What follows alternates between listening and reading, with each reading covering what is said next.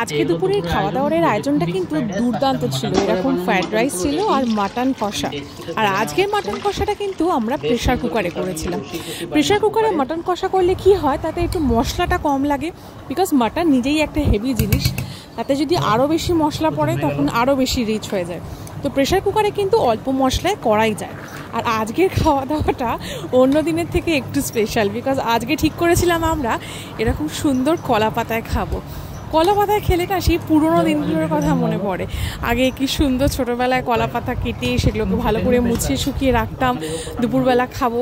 কলা পাতায় খাওয়ার একটা মজাই আলাদা। যারা এরকম ভালোবাসো তারাই বুঝবে। আমার তো ভীষণ ভালো লাগে কলা পাতায় খেতে।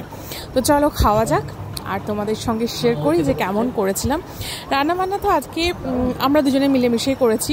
আমি মিক্সড ফ্রাইড রাইসটা করেছি, ও মাটন কষা করেছে। আর সত্যি বলতে মিক্সড ফ্রাইড রাইসটা কিন্তু আজকে দুর্দান্ত করে করেছি, পুরো একদম রেস্টুরেন্ট স্টাইলে বানিয়েছি। যার মধ্যে কিন্তু ডিম ছিল, হ্যাঁ চিংড়ি মাছটা ছিল না, বিকজ মাটন ছিল বলে আর চিংড়িটা আমি দিইনি। বাট ডিম ছিল, চিকেন ছিল, সব কিছু ছিল, মিক্সড ভেজিটেবলস ছিল। আর তার সাথে সাথে কিছু ড্রাই ফ্রুটসও কিন্তু অ্যাড করেছিলাম, যেমন কাজু ছিল, কিশমিশ ছিল। তো চলো খাওয়া যাক, আর কেমন হয়েছে সেটা তোমাদের সঙ্গে শেয়ার করি। সত্যি বলতে রাইসটা খুব ভালো হয়েছিল, এত সুন্দর ঝুরঝুরে হয়েছিল। আর তার থেকে বড় কথা, রাইসের স্বাদটা খুব ভালো ছিল।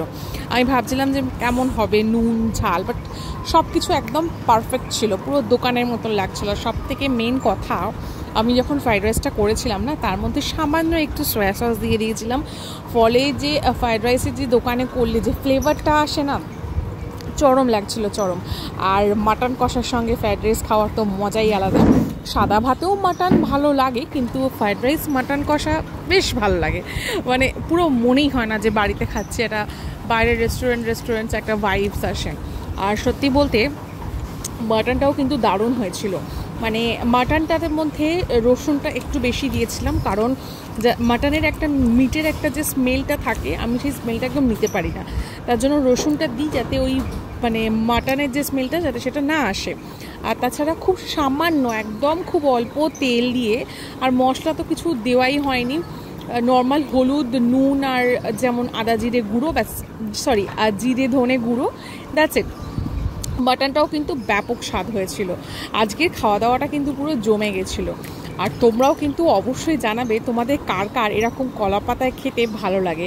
আমাদের তো দারুণ লাগে, তাই জন্য আমরা প্রায়শই এরকম ভালো যখন কিছু রান্না করি, যেটা মন পছন্দ হয়, তখন আমরা এরকম কলা পাতায় খাওয়া দাওয়া করি। মানে হয় না, এত কষ্ট করে রান্না করলে সেটাকে এনজয় করে যতক্ষণ না খাই, সেই কষ্টটা লাঘব হয় না। তো যতটা কষ্ট করে রান্না করি ততটা এনজয়মেন্ট করে কিন্তু খাই। যাই হোক, আজকের মতন টাটা, দেখা হবে একটা নতুন